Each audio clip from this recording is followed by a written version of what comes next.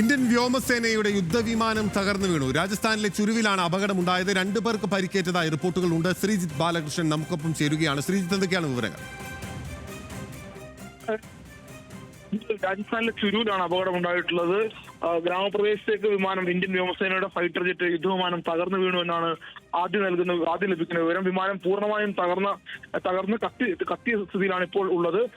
പ്രദേശവാസികൾ പ്രദേശത്തേക്ക് ഈ വിമാനം തകർന്നു വീണ ഉടൻ അവിടേക്ക് ഓടിയെത്തുകയായിരുന്നു. 2 പേരാണ് വിമാനത്തിലുണ്ടായിരുന്നത്. 2 പേരെയും ആശുപത്രിയിൽ പ്രവേശിപ്പിച്ചു എന്നാണ് അറിയാൻ കഴിയുന്നത്. പൈലറ്റിന് ഗുരുതര പരിക്കുണ്ട് എന്നും ഇപ്പോൾ ഏറ്റവും ഒടുവിൽ നമുക്ക് നൽകാൻ കഴിയുന്ന വിവരം. എന്തായാലും രാജസ്ഥാനിൽ ഇന്ത്യൻ വ്യോമസേനയുടെ യുദ്ധവിമാനം തകർന്നു വീണിരിക്കുന്നു. രാജസ്ഥാനിലെ ചുരൂര് ഗ്രാമപ്രദേശത്താണ് തകർന്നു വീണിട്ടുള്ളത്. വിമാനം പൂർണ്ണമായും കത്തി അമർന്ന നിലയിലാണ് ഇപ്പോൾ ഉള്ളത്. അവശിഷ്ടങ്ങൾ മാത്രമാണ് ഇപ്പോൾ പ്രദേശത്ത് ശേഷിക്കുന്നത്. പോലീസും മറ്റ് സൈനിക വിഭാഗങ്ങളെല്ലാം അവിടേക്ക് എത്തിക്കൊണ്ടിരിക്കുകയാണ്.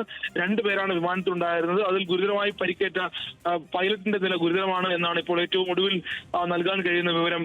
ബിനിൽ, ശ്രീജിത്ത്, ഏത് വിമാനമാണ്, എവിടെ നിന്ന് പറന്നുയർന്നതാണ് തുടങ്ങിയ വിവരങ്ങൾ ലഭ്യമായിട്ടുണ്ടോ ഈ ഘട്ടത്തിൽ?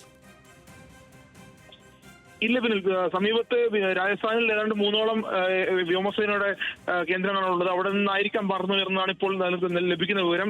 ഇപ്പോൾ വിമാനം തകർന്നു വീണ് പൂർണ്ണമായും കത്തി എന്നുള്ള വിവരം മാത്രമാണ് നമുക്കിപ്പോൾ ലഭ്യമാകുന്നത്. ഒരുപക്ഷെ പൈലറ്റ് മരണപ്പെട്ടേക്കാമെന്നുള്ള വിവരം കൂടിയാണ് ഇപ്പോൾ വരുന്നത്. കാരണം അദ്ദേഹത്തിന് ഗുരുതരമായ പരിക്കുണ്ട്. അതുകൊണ്ട് പൈലറ്റിന്റെ കാര്യത്തിൽ പൈലറ്റ് മരണപ്പെട്ടേക്കാമെന്നുള്ള വിവരം കൂടിയാണ് ഇപ്പോൾ പുറത്തു വരുന്നത്. വിമാനം ഏത് വിമാനത്താവളത്തിൽ നിന്നാണ്, ഏത് വ്യോമസേനയുടെ ഏത് കേന്ദ്രത്തിൽ നിന്നാണ് പറന്നുയർന്നത് എന്ന കാര്യത്തിൽ ഇപ്പോഴും വ്യക്തത ഇല്ല. എന്തായാലും രാജസ്ഥാനിലെ ചുരുവിൽ തകർന്നു വീണ ഉടൻ കത്തി അമരുകയായിരുന്നു വിമാനം.